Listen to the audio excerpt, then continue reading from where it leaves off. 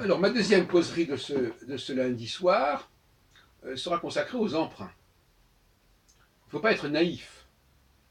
Quand quelqu'un emprunte, il, le prend, non, il, ne, ça ne, il emprunte le signifiant et pas le signifié. C'est-à-dire qu'il emprunte une structure, un schéma, mais il peut lui donner un autre contenu. Il emprunte du signifiant, c'est-à-dire la structure, le contenu, le vase, mais il peut remettre du signifiant. Donc quelqu'un qui va dire ce n'est pas un emprunt parce que le contenu du vase n'est pas le même, il se moque du monde. On ne dit jamais, l'emprunt n'est jamais global, puisque l'emprunt se fait pour être adapté à un nouveau contexte. Donc si c'est un nouveau contexte dans un nouveau temps, il est normal que cela aboutisse à des ajustements et à des modifications. Donc ne jouons pas sur les mots. J'ai abordé dans un groupe récemment ces questions de l'emprunt, et justement j'ai entendu ce genre d'objection. Du genre, par exemple dans le cas de la Trinité, quand j'ai discuté de savoir si la Trinité juive avait pu inspirer la Trinité chrétienne, on m'a dit ah non, parce que dans la Trinité chrétienne, on dit les choses comme ceci et pas comme cela. La question n'est pas là. Bien entendu qu'on dit les choses comme ceci et pas comme cela, mais il n'empêche que l'emprunt existe. Qu'il puisse y avoir des accommodements, des arrangements, des modifications, des ajustements, bien entendu. Mais ce serait un peu facile de dire qu'il n'y a emprunt que lorsque on a conservé et le signifiant et le signifié. Cela dit, ça peut se produire. Dans le domaine linguistique, par exemple, ça se produit fréquemment.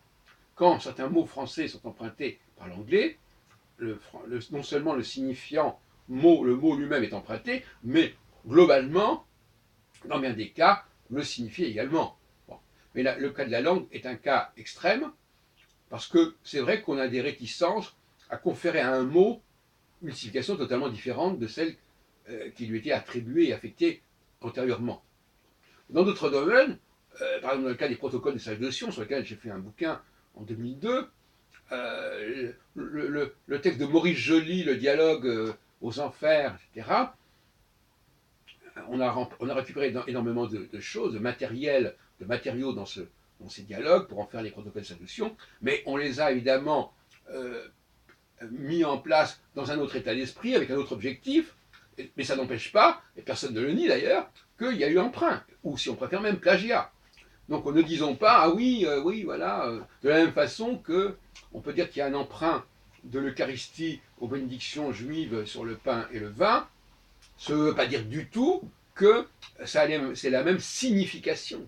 C'est-à-dire que le même signifiant est donné les mêmes significations, les mêmes applications, les mêmes interprétations.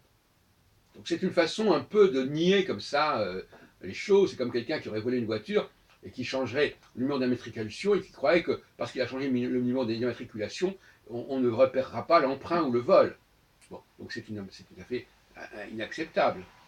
Voilà, donc c'était ces choses-là que je voulais vous dire rapidement aujourd'hui, mais je ferai peut-être une troisième petite causerie de 4 ou 5 minutes, parce que j'ai vu un ballet, le ballet Le Corsaire d'Adolphe Adam au cinéma dans les retransmissions qui sont assurées actuellement par Gaumont, notamment Gaumont Live, et ça m'a vraiment frappé parce que justement, pas spécialement cette représentation, pas spécialement ce ballet, mais la danse, c'est justement l'utilisation du corps pour ce qu'il n'est pas prévu de faire. Et ça, je trouve ça fondamental. Vous savez que pour moi, la véritable créativité, c'est d'utiliser quelque chose pour ce qui n'est pas, pour ce qui n'a pas été déterminé pour lui. Comme par exemple l'astrologie, par exemple, a déterminé des usages et des applications de certaines configurations astrales qui ne sont évidemment pas dans le système, au départ, du système solaire. Bon, donc ça va de soi. Mais ce n'est pas pour autant qu'il n'y a pas emprunt. Et ce n'est pas pour autant qu'il n'y a pas influence. Les astronomes ne peuvent pas dire que puisque les astronomes tirent telle et telle conclusion des astres, ça n'existe pas. Si, ça existe. C'est un emprunt. Et un emprunt peut se démarquer, peut se détacher, peut s'éloigner considérablement de la source. Donc effectivement, euh, euh, la danse permet de faire des gestes, des mouvements qui ne correspondent pas à une fonction utile et normale de la main. On est dans une sorte d'usage extraordinaire, ce que j'appelle moi l'instrumentalisation. On se sert d'un objet pour ce pourquoi il n'est pas fait. Tout comme par exemple, on va se servir d'un stylo à billes, non pas pour écrire, mais pour crever l'œil de quelqu'un qui vient vous attaquer. Par exemple, pour prendre un exemple qu'on a vu très souvent, le coup de l'arme stylo à billes est étant bien connu. Donc, voilà, donc c'est ça la question, c'est la capacité de modifier l'usage d'un objet, de ne pas se laisser déterminer par la fonction première et intrinsèque de l'objet, et lui conférer des applications et des attributions qui n'étaient pas programmées, qui n'étaient pas déterminées.